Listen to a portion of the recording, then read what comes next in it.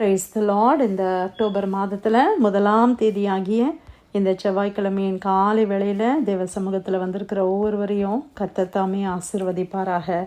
இந்த நாளிலும் நம்ம தியானிக்கிற தேவனுடைய வார்த்தை நம்முடைய பரிசுத்த வேதாகமத்தில் 1 நாளாகமம் 29ஆம் அதிகாரம் 12வது வசனம். 1 Chronicles chapter 29 verse 12.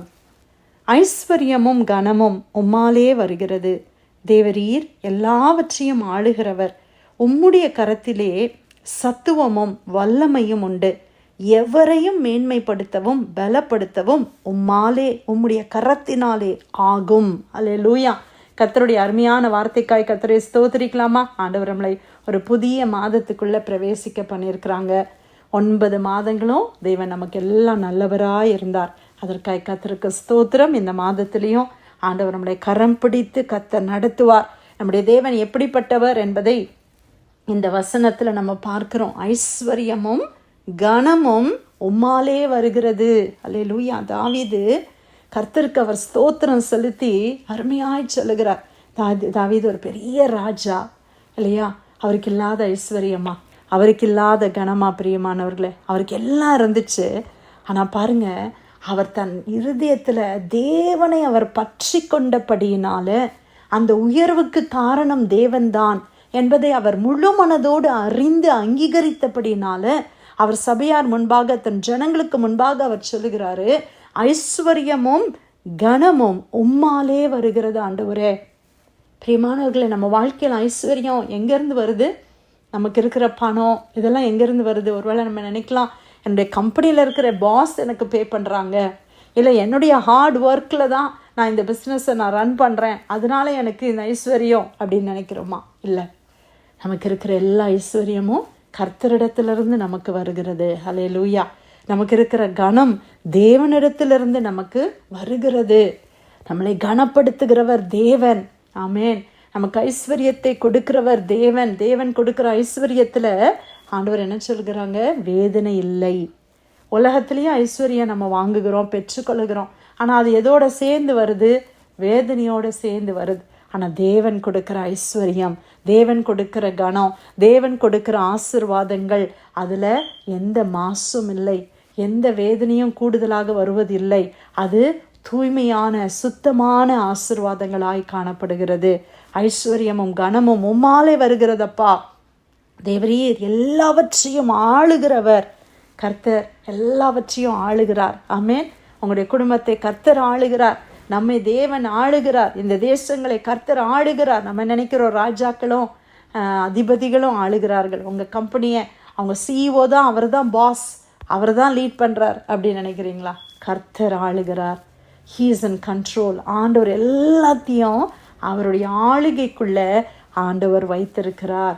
அதற்காக கர்த்தரை ஸ்தோத்திரிக்கலாமா? நம்மளை தேவன் ஆளுகிறார். நம்மெல்லாம் யாரால் ரூல் பண்ணப்படுகிறோம்? ராஜாதி ராஜா நம்மளை அவர் ஆளுகிறார். ஹல்லேலூயா. உம்முடைய கரத்திலே சத்துவமும் வல்லமையும் உண்டு. தேவனுடைய கரத்தில் என்ன இருக்குது? வல்லமை உண்டு. நம்ம தேவ சமூகத்தில் போகும்போது ஆண்டவர் அந்த வல்லமையை நமக்கு கொடுக்கிறார்.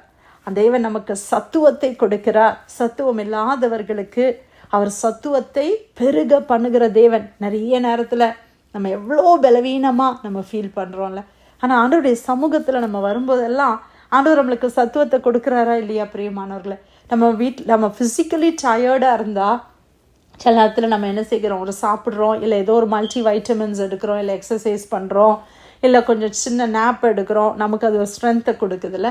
அதே மாதிரி ஸ்பிரிச்சுவலி நம்ம சத்துவம் இல்லாமல் நம்ம சோர்ந்து போகிற நேரத்துலலாம் நம்ம தேவ பிரசன்னத்தில் வரும்போது, பாடும்போது, துதிக்கும்போது, ஜெபிக்கும்போது, வசனத்தை வாசிக்கும்போது, அந்நிய பாஷைகளிலே பேசும் பொழுது நமக்கு ஒரு உள்ளார்ந்த மனிதனில் ஒரு பலன் உண்டாகிறது. அந்த சத்துவத்தை நமக்கு கொடுக்கிறவர் தேவனாகிய கர்த்தர். ஹல்லேலூயா. ஆமேன்.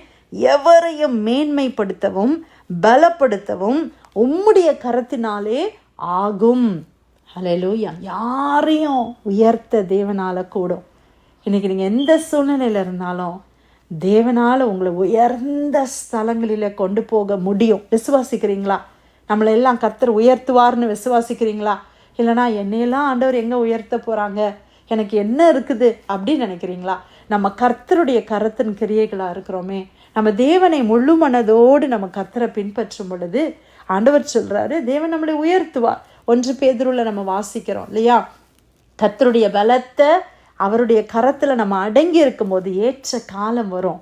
அந்த ஏற்ற காலத்தில் ஆண்டவர் என்ன செய்வார்? நம்மளை உயர்த்துவார். தானியேல் பாருங்க, ஆண்டவர் உயர்த்தினாரா இல்லையா? எத்தனை ராஜாக்கள் வந்து போனாங்க. யோசேப்பை பாருங்க பிரியமானவர்களே, அவர் ஒரு ஸ்லேவ், ஒரு அடிமையாகத்தான் எகிப்துக்கு வந்தவர்.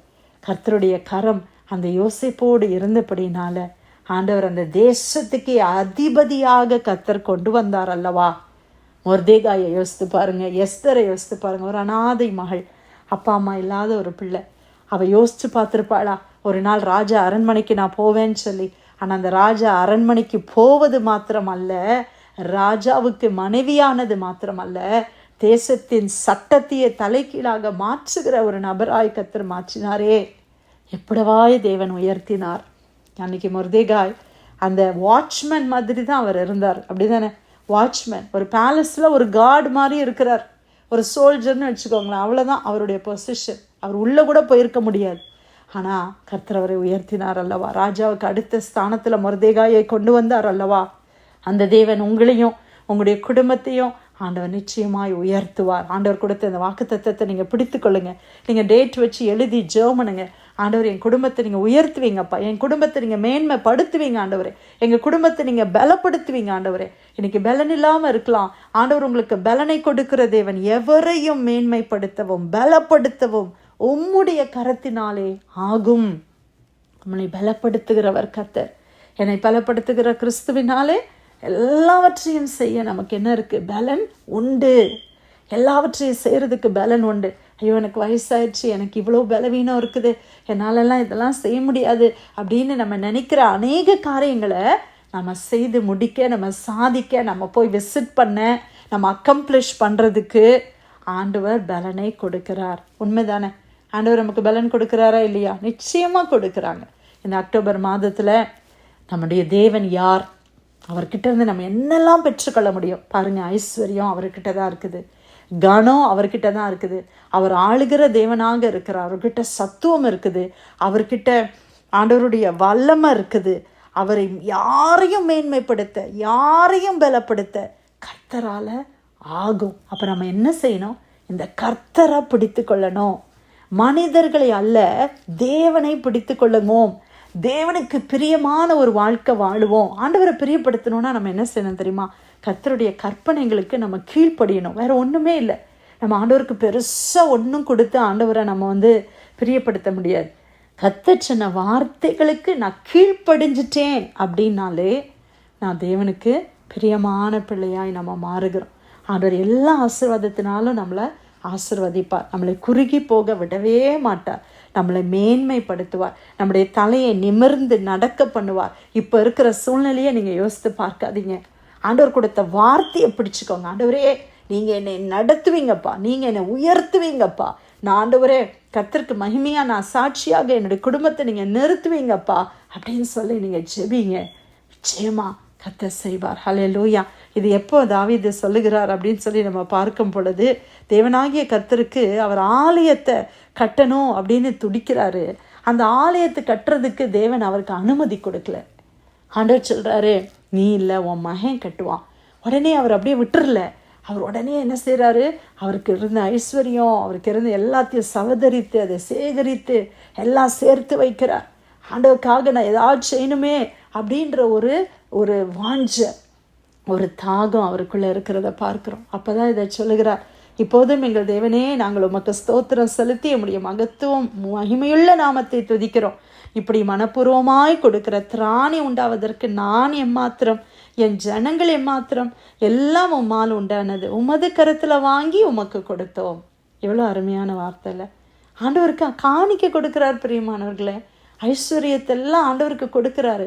அவர் சொல்கிறாரு, நான் உங்களுக்கு கொடுக்கறதுக்கு எனக்கு கிருபை கொடுத்தீங்களே, அதுக்கு ஸ்தோத்திரம். ஆமேன், அல்லேலூயா.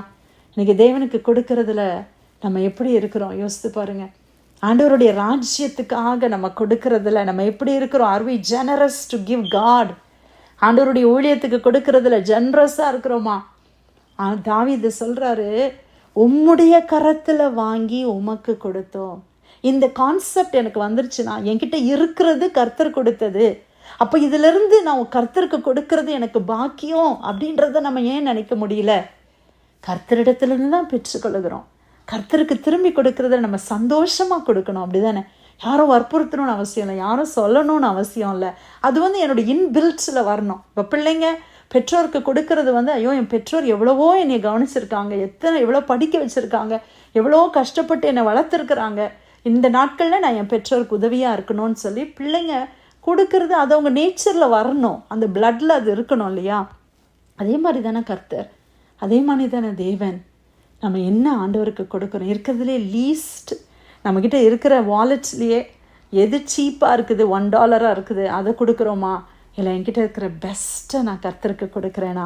ஆண்டவருக்கு கொடுக்கறதுல சந்தோஷமாக மனப்பூர்வமாக நீங்கள் கொடுத்து பாருங்கள். உங்களை விட பெரியவங்க யாருமே இருக்க மாட்டாங்க. அல்லேலூயா. ஆண்டவர் யாரையும் உயர்த்த முடியும். தேவன் கரத்தில் தான் ஆசீர்வாதம் இருக்குது, தேவன் கரத்தில் தான் நமக்கு உயர்வு இருக்குது. உங்கள் கம்பெனியில் இல்லை பிரியமானவர்களே, உங்கள் மேனேஜருடைய கரத்தில் இல்லை, தேவனுடைய ஆளுகையில் தான் நம்ம இருக்கிறோம்.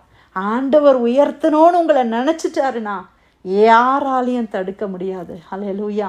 கர்த்தரால் எல்லாம் செய்ய முடியும். ஆண்டவருக்கு மாத்திரம் உண்மையாக இருக்க தேவன் நமக்கு கிருபை செய்வாராக. யார் என்ன வேணாலும் பேசட்டும், கர்த்தருடைய பார்வைக்கு நம்ம உண்மையாக இருக்கும்போது நிச்சயமாக நம்ம தேவன் ஆசீர்வாதங்களை சுதந்திரித்து கொள்ள முடியும். 1 நாளாகமம் 29 12 வசனம். ஐஸ்வர்யமும் கனமும் உம்மாலே வருகிறது, தேவரீர் எல்லாவற்றையும் ஆளுகிறவர். உம்முடைய கரத்திலே சத்துவமும் வல்லமையும் உண்டு, எவரையும் மேன்மைப்படுத்தவும் பலப்படுத்தவும் உம்முடைய கரத்தினால் ஆகும். கர்த்தர் கொடுத்த வார்த்தைக்காக நன்றி செலுத்தி யாராவது நம்ம ஜெபிக்கலாமா?